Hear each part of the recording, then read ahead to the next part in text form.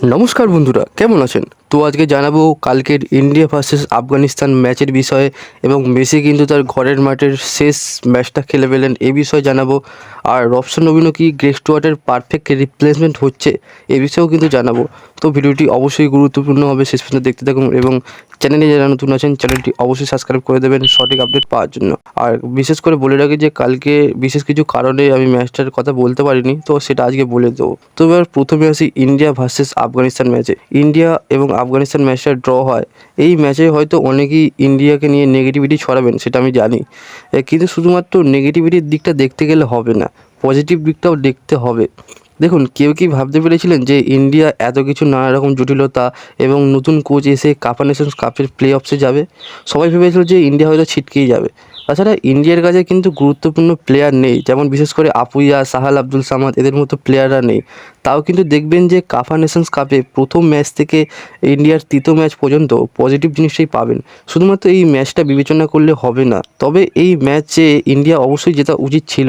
আর খালিদ জামিল কিন্তু চেষ্টাও করেছে এই প্লেয়ারদের নিয়ে ভালো কিছু করার। তবে ইন্ডিয়ার ডিফেন্স তো খুব মজবুত, নিঃসন্দেহে ভালো মজবুত আছে। তবে ইন্ডিয়ার ক্রিয়েটিভিটির দিকটা বা নাম্বার 9 নাম্বার 10 পজিশনের খেলার মতো সত্যিই কিন্তু ইন্ডিয়ার কাছে সেরকম ধরনের কোনো প্লেয়ার নেই। এটা কিন্তু আমাদের সকলকে মানতেই হবে। আর ওই জায়গাটাতেই খালিদ জামিলকে একটু নজর দিতে হবে এবং আশা করছি তিনি ওই জায়গাটায় কাজ করবেন। কিন্তু তাকে শুধুমাত্র 6 মাস বা 1 বছর বা 1.5 বছর এরকম সময় দিলে তাকে হবে না, তিনি কিছু করতে পারবেন না, এটা আশা করি। তাকে অন্তত 2-3 বছর বা 4 বছর তাকে সময় দিতেই হবে, তিনি অবশ্যই ওই জায়গাটাতে কাজ করবেন। এবার আসি পরবর্তী আপডেটে। মেসি কিন্তু হয়তো তার ঘরের মাঠে লাস্ট আন্তর্জাতিক ম্যাচটি খেলে ফেললেন। এই ম্যাচেতে আর্জেন্টিনা 3-0 গোলে পরাজিত করেন ভেনেজুয়েলাকে। অনেকেই বলছিলেন যে তিনি কি বিশ্বকাপ খেলবেন। দেখুন, এ বিষয়ে সংশয় আছে, তবে তিনি কিন্তু বিশ্বকাপ খেলেই হয়তো তিনি রিটায়ারমেন্ট নেবেন। তার কিন্তু ঘরের মাঠে এটাই শেষ আন্তর্জাতিক ম্যাচ। আর এই ম্যাচে মেসি কিন্তু 2টি গোল করেন। তার খেলার কথা কী আর বলবো, সকলেই তো তার লেজেন্ডের খেলা জানেন, তার খেলার বিষয়ে কোনো কিছু বলার নেই। তো এবার লাস্ট আপডেটটা দিই। রবসান রবিনও কি পারফেক্ট গ্রেগ স্টুয়ার্টের রিপ্লেসমেন্ট হচ্ছে?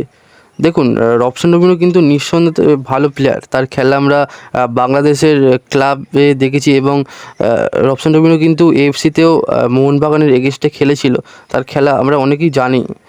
আর রবসান রবিনও কিন্তু তার স্কিল, তার ক্রিয়েটিভিটি, এইসব দিক দিয়ে তার খেলা আমরা চিনি। তবে আইএসএল মঞ্চে তার কোনো অভিজ্ঞতা নেই, কিন্তু গ্রেগ স্টুয়ার্টের সেটা ছিল। তিনি বেশি অভিজ্ঞ ছিলেন এবং তার এক্সপিরিয়েন্সও ভালো মতো ছিল আইএসএলে।